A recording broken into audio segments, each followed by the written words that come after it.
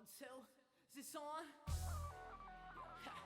Yo, Jimmy, hit me with that Triple H. Ladies and gentlemen, boys and girls, people of all ages, welcome to the male soap opera moment. Yes, the Wens is in parts unknown in Wens Worldtopia here, and I have an idea. Let's get the show started as we create our Backlash Francais predictions. Now, the champion is in the building. We'll get to him in just a moment, along with our former champion, Damascus Dez. But you are going to get the Wens' first pick, probably the easiest match to define of the night, and that is Cody Rhodes taking on AJ Styles for the undisputed WWE Championship. Okay, let's get real, friends. Cody is not losing this championship. Let me repeat in case you didn't hear that last part. Cody is not losing this championship. He just got it. He's not losing it for the foreseeable and unforeseeable future. Yes!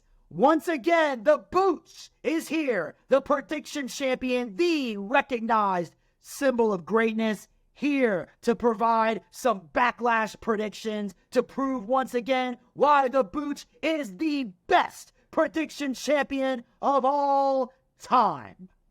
And we're going to kick this off. Let's see what we got here. I'm going to pull out the People's Palm Pilot, Cacao. And we're going to take a look. Let's see. Oh, the first match here we have Cody Rhodes versus AJ Styles for the undisputed WWE Championship. Which, first of all, let me just take a moment here to say that this used to be the WWE Universal Championship, yet for some reason they choose to cut out Universal, which I thought was dumb, because you can't call yourself the undisputed champion if there's a world title that disputes you. You can't have two world champions and one be undisputed. And I honestly think the only reason they're doing this is to play off of Cody's undesirable to undeniable to undisputed. So they're doing that as like marketing tactic, but it's still weird to call yourself undisputed when there's a world champion on another brand. Technically there shouldn't be, but that's the way it is. Anyway, that being said, this is going to be a great match. Two guys who've never locked up before. AJ mentioned recently that he had a match with Dusty Rhodes years ago in TNA, and AJ Styles won that match. So that's a good storytelling right there. It's storytelling you wouldn't get under Vince McMahon, but under Triple H, they have no problem revealing that since they have a great working relationship with TNA.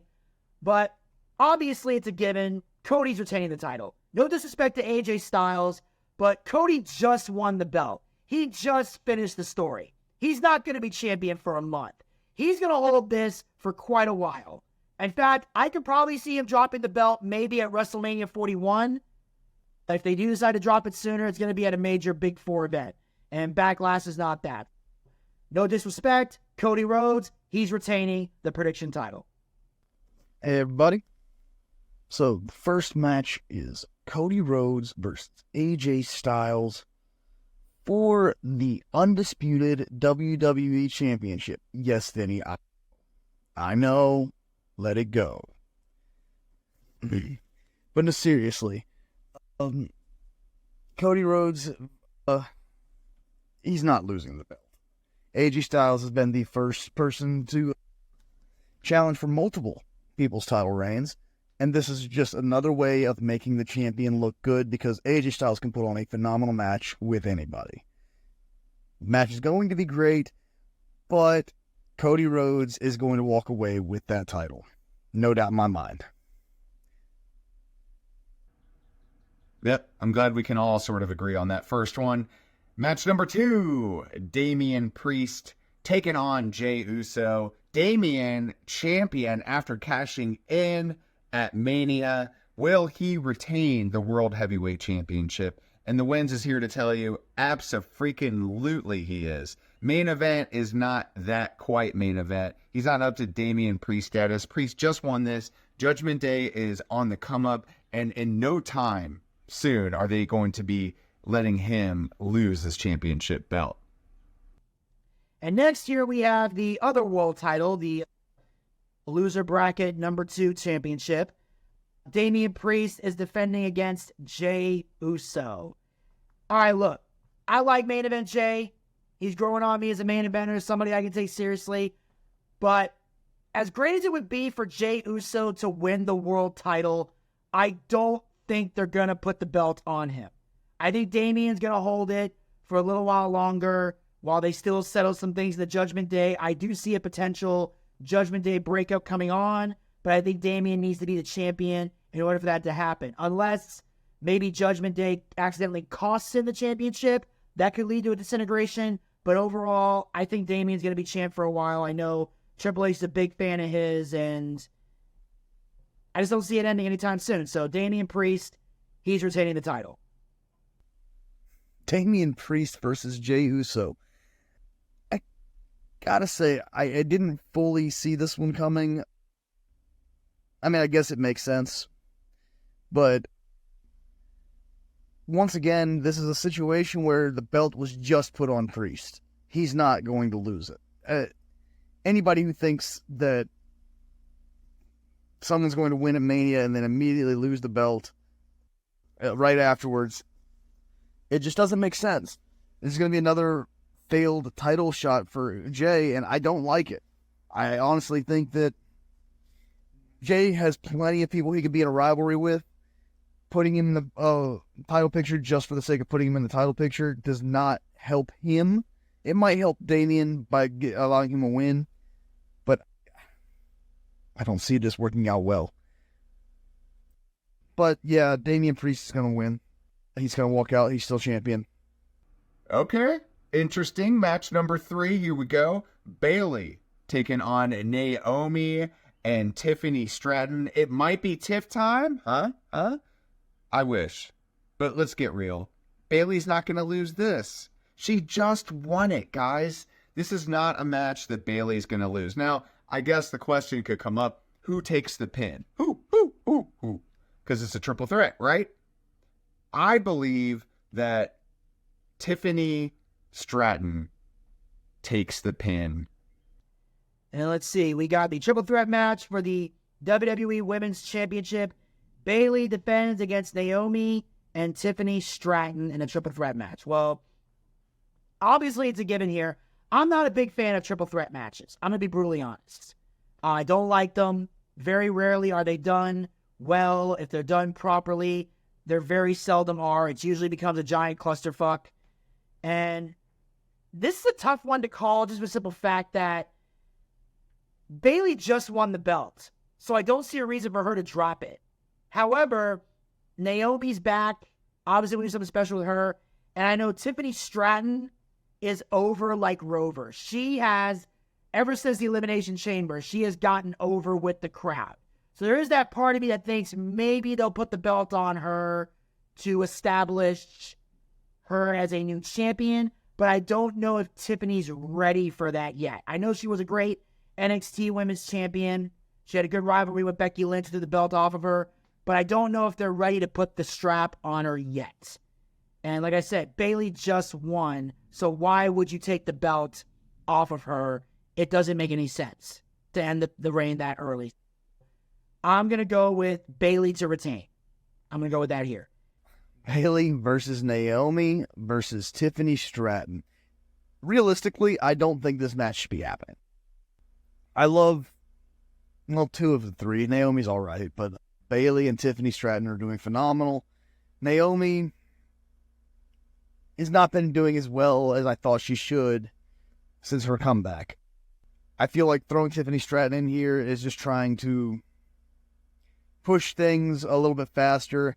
I don't want to see Bayley going through people and having her go through two people in her first real title defense is pointless.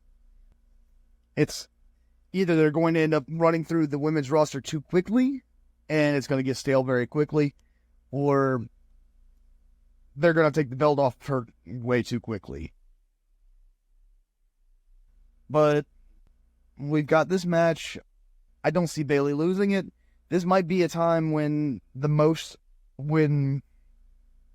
majority of the titles are not going to change hands. Why? Because they just fucking changed hands at Mania. Bayley's not losing. It's real simple. She's going to continue to be champion. Will we have a new champion? I don't know. We're going to have to find out after all these predictions and our fourth match of the day as the Kabuki Warriors, Asuka and Kairi Sane, take on Bianca and Jade Cargill. Man, this is a tough one, right? Because the Kabuki Warriors have had it for some time. You got to wonder, when is it going to be time for Bianca and Jade to kind of do what they do and dominate? I think this is a match where the titles do change hands. I am going to go with Bianca and Jade Cargill to defeat the Kabuki Warriors. This one right here, this is the one title I see changing hands. It's obvious. Let's be honest here. Bianca Belair and Jade Cargill, they're going to win these tag belts. Because by winning the tag belts, that allows both of them to go to every show. Because the women's tag team title is the only tag team title, or the only title period, that's allowed to flip-flop between each brand. They can go to Raw, they can go to SmackDown, they can go to NXT, they can travel around. And Jade Cargill is a star, as I mentioned before. She is a star. So I believe having her be able to flip to each brand will draw ratings and numbers. Bianca Belair, she's the EST of the WWE. So I see her going to each brand working as well. And I don't really see Damage Control being dominant for very long. I feel like they're running their course as a top faction. I feel like now that the rivalry with Bayley's done, there's not much you can do with them, because Dakota Kai is great, but they're not main eventers. They're not going to be holding women's gold, like singles gold, anytime soon.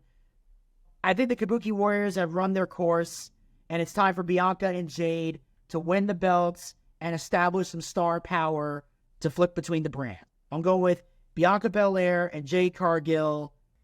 All right, now we've got something going here. In this case, the titles are going to change hands. And